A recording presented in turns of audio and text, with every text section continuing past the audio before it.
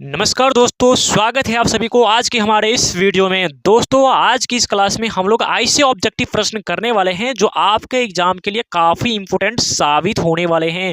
जो आप Bihar board class 10th के मैट्रिक का फाइनल परीक्षा देने वाले हैं, हिंदी का ऐसे ऑब्जेक्टिव प्रश्न लेकर आया हूं जो काफ़ी इंपॉर्टेंट प्रश्न होने वाले हैं और बार बार पूछा हुआ प्रश्न है दोस्तों। इसी कारण सारे ऑब्जेक्टिव प्रश्न को दोस्तों आप सभी अच्छे तरीका से याद कर लेंगे ताकि आप सभी अगर एग्जाम में जाते हैं तो आप सभी को थोड़ा सा भी कहीं से भी दिक्कत ना हो। दोस्तों आप सभी वीडियो के अंत में अपना कितना सही हुआ है प्लीज आप सभी कमेंट जरूर बताएंगे। तो चलिए यहाँ पे करते हैं क्लास को शुरू। उससे पहले अभी तक वीडियो को दोस्तों लाइक नहीं किए हैं तो कर लेंगे वीडियो को लाइक, और चैनल को सब्सक्राइब नहीं किए हैं तो प्लीज कर लेंगे चैनल को सब्सक्राइब। तो यहाँ पर देखेंगे दोस्तों, यहाँ पे टोटल 100 ऑब्जेक्टिव क्वेश्चन रहता है जिसमें आप सभी को 50 का ही उत्तर देना होता है। तो आप सभी आसानी से दे सकते हैं दोस्तों, इतना आसानी से दे सकते हैं क्या बताऊं, ठीक है ना। लेकिन वो तभी होगा जब आप सभी क्लास को अंत तक जरूर देखेंगे।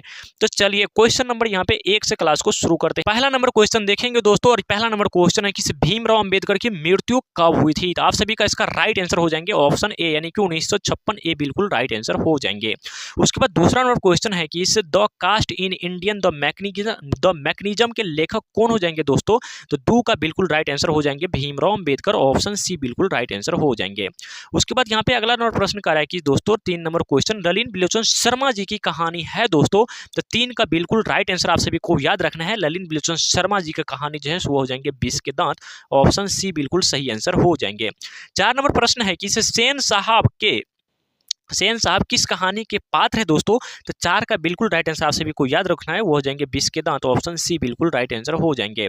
दोस्तों सारे ऑब्जेक्टिव क्वेश्चन आप सभी अच्छे से याद कर लेंगे। 5 नंबर प्रश्न है कि इस भारत से हम क्या सीखें किस साहित्य की विद्या में है दोस्तों। तो 5 का बिल्कुल राइट आंसर आप सभी को याद रखना है, ये ऑप्शन आपका बी बिल्कुल राइट आंसर हो जाएंगे, यानी कि भाषण बिल्कुल राइट आंसर हो जाएंगे।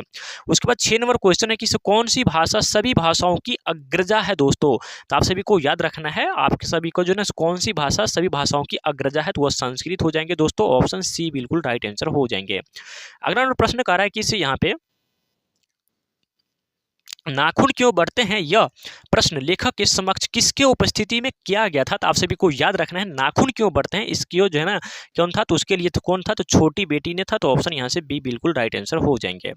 उसके बाद यहाँ पे 8 नंबर प्रश्न है कि इस नाखून क्या जो नाखून मनुष्य का जो है ना मनुष्य का है। तो आप सभी को याद रखना है नाखून जो है ना मनुष्य का प्राचीनतम हथियार है। क्या है दोस्तों, तो प्राचीनतम हथियार है, ऑप्शन ए बिल्कुल राइट आंसर हो जाएंगे।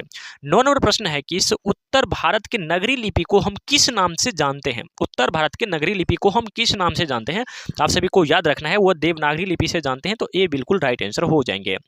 उसके बाद यहाँ पे 10 नंबर क्वेश्चन कर रहा है कि इस महमूद गजनी द्वारा चलाया गया सिक्का जो है ना किस लिपि में जो है लिखा गया था। तो आप सभी को याद रखना है वो हो जाएंगे ब्राह्मण लिपि में, तो ऑप्शन ए बिल्कुल राइट आंसर हो जाएंगे। सारे ऑब्जेक्टिव क्वेश्चन को आप सभी अच्छे से रिवाइजिंग कर लेंगे, अच्छे से याद कर लेंगे। उसके बाद 11 नंबर क्वेश्चन है कि बहादुर कहाँ से भाग कर आया था। आप सभी को याद होना चाहिए बहादुर जो है ना वो जो है आप सभी को नेपाल से भाग के आ गया था, तो ऑप्शन सी बिल्कुल राइट आंसर हो जाएंगे। 12 नंबर क्वेश्चन है कि रिश्तेदार की पत्नी के जो है ना कितने रुपए खो गए थे, यानी कि जो रिश्तेदार की पत्नी थी उसके कितने रुपए खो गए थे दोस्तों। तो आपसे ये को याद होगा उसका जो है 11 रुपए खो गया था, तो ऑप्शन ए बिल्कुल राइट आंसर हो जाएंगे। उसके बाद यहाँ पे 13 नंबर क्वेश्चन कर रहा है कि दूसरों की नकल कर लिखा गया साहित्य कैसा होता है, यानी कि दूसरों की नकल कर लिखा गया साहित्य कैसा होता है। तो 13 का बिल्कुल राइट आंसर याद रखना है, वो हो जाएंगे अधम, ऑप्शन यहाँ से सी बिल्कुल राइट आंसर हो जाएंगे। 14 नंबर प्रश्न है कि बिरजू महाराज को संगीत नाटक अकादमी अवार्ड जो है ना किस उम्र में मिला था दोस्तों। तो आप सभी को याद रखना है वो उम्र था इसका कौन, तो उम्र था इसका 27 वर्ष का था। क्या 27 वर्ष का था, ऑप्शन यहाँ से क्या हो जाएंगे ना डी बिल्कुल राइट आंसर हो जाएंगे। उसके बाद यहाँ पे 15 नंबर क्वेश्चन का देखेंगे दोस्तों, बोल रहा है कि अवानियों में लेखक ने कितने कविताएं लिखी थी। मतलब अवानियों में लेखक की जो है क्या लेखक ने कितनी कविताएं लिखी। तो 15 का बिल्कुल राइट आंसर हो जाएंगे दोस्तों, वो हो जाएंगे 35, तो ऑप्शन सी बिल्कुल सही आंसर हो जाएंगे। 16 नंबर क्वेश्चन है कि मछली किस प्रकार की कहानी है। तो दोस्तों 16 का बिल्कुल राइट आंसर हो जाएंगे, वो हो जाएंगे सामाजिक, ऑप्शन सी बिल्कुल सही आंसर हो जाएंगे। उसके बाद यहाँ पे 17 नंबर प्रश्न है कि बिस्मिल्लाह खां के मामा का नाम था। तो बताएंगे दोस्तों बिस्मिल्लाह खां के मामा का नाम था दोस्तों, तो हो जाएंगे आप सभी को सादिक हुसैन हो जाएंगे, तो ऑप्शन सी बिल्कुल सही आंसर हो जाएंगे दोस्तों। चलिए अगला प्रश्न दोस्तों यहाँ पे 18 नंबर प्रश्न दोस्तों देखेंगे दोस्तों, तहलका मचाना भाई, इसी तरीका से तहलका मचाना है आप सभी को एग्जाम में भी, ठीक है ना। चलिए भारतीय संस्कृति किसका प्रतीक है, तो आप सभी को याद रखना है, वो हो जाएंगे विभिन्न संस्कृति के सामंजस्य का, ऑप्शन डी बिल्कुल राइट आंसर हो जाएंगे दोस्तों। अगला प्रश्न यहाँ पर 19 नंबर प्रश्न करा है कि गुरु नानक के अनुसार किसके जो है बिना जन्म व्यर्थ है दोस्तों, तो आप सभी को याद रखना है, वो है राम नाम के बिना जो है जीवन व्यर्थ हो जाते हैं, तो ऑप्शन डी बिल्कुल सही आंसर हो जाएंगे। उसके बाद यहाँ पर देखेंगे दोस्तों 20 नंबर क्वेश्चन है कि गुरु नानक किस भक्ति धारा के कवि है दोस्तों, तो आप सभी को याद रखना है, वो हो जाएंगे निर्गुण भक्ति धारा के, तो ऑप्शन यहाँ से ए बिल्कुल सही आंसर हो जाएंगे दोस्तों।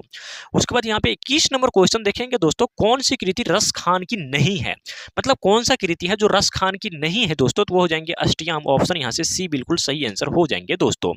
उसके बाद यहाँ पर देखेंगे अगला प्रश्न है कि घनानंद किस काल के कवि हैं, तो बताएंगे घनानंद जो है वो किस काल के कवि है, तो हो जाएंगे रीति काल के, तो ऑप्शन बी बिल्कुल सही आंसर हो जाएंगे दोस्तों। यहाँ पे टोटल 22 ऑब्जेक्टिव प्रश्न लाया गया था, तो आप सभी जरूर बताएंगे 22 में जो है आप सभी का कितना ऑब्जेक्टिव क्वेश्चन जो है ना सही रहा है, ठीक है ना।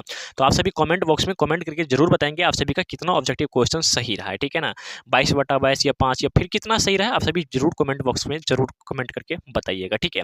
और वीडियो पसंद आए तो वीडियो को लाइक और चैनल को सब्सक्राइब जरूर करेंगे, ठीक है ना, और अपने दोस्त यार में भी चैनल को शेयर भी जरूर करेंगे वीडियो को, ठीक है। फिर मिलते हैं किसी अगले क्लास में, thank you so much, love you.